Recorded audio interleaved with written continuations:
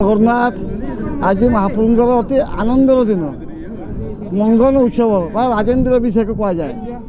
ଏ ରାଜେନ୍ଦ୍ର ଅଭିଷେକ ଦିନ ଠାକୁରଙ୍କର ମଙ୍ଗନ। ଆଗାମୀ କାଲି ବିବାହ ଉତ୍ସବ ହେବ, ରୁକ୍ମିଣୀ ବିବାହ ଉତ୍ସବ। ତା ପୂର୍ବରୁ ସନ୍ଧ୍ୟା ଧୂପ ସରିଲେ ବିଭିନ୍ନ ପ୍ରକାର ନୀତିକାନ୍ତି କରାଯାଏ। ଠାକୁରଙ୍କର ନୀତିକାନ୍ତି କରାଯାଇ ରାଜେନ୍ଦ୍ର ଅଭିଷେକ ନୀତି, ମଙ୍ଗନ ନୀତି ସମସ୍ତ ନୀତି କରାଯାଇକରି ରଖାଗଲେ କାଲି ବିବାହ ଉତ୍ସବ ହେବ। ଆଚ୍ଛା, ରୁକ୍ମିଣୀ ବିବାହର କେମିତି କିଭଳି ଭାବରେ ସମ୍ପନ୍ନ ହୁଏ? ତାର ବିଭିନ୍ନ ପ୍ରକାର ନୀତିକାନ୍ତି ଅଛି। ଯଥା ଆଗ ମହାପ୍ରଭୁ ଯିବେ, ଚିତାଉ ଆସିବ।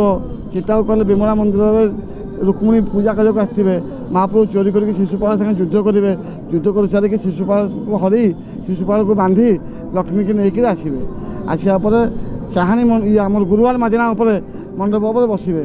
ସନ୍ଧ୍ୟା ଧୂପ ସରିଲେ ରାତିରେ ବିବାହ ଉତ୍ସବ ହୁଏ। ବିବାହ ଉତ୍ସବ ଅତି ଆନନ୍ଦ ଉତ୍ସବ।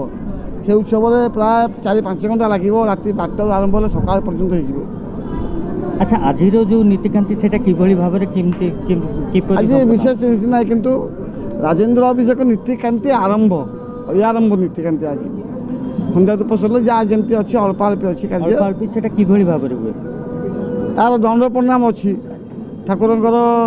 ଆଉ ତାପରେ ବିଭିନ୍ନ ପ୍ରକାର ନୀତିକାନ୍ତି କରାଯିବ। ମଙ୍ଗନ ଉତ୍ସବ ଯେମିତି ଘରମାନଙ୍କରେ ସେ ପ୍ରକାର ଏକ୍ଜାକ୍ଟଲି ଆମର ହିନ୍ଦୁ ଧର୍ମ ବ୍ରାହ୍ମଣ ପରିବାର ଯେମିତିକା ହୁଏ, ଜଗନ୍ନାଥ ମହାପ୍ରଭୁଙ୍କର ସେମିତି ଏକ୍ଜାକ୍ଟଲି ସମସ୍ତ କାର୍ଯ୍ୟ କରାଯାଏ। ଜୟ ଜଗନ୍ନାଥ।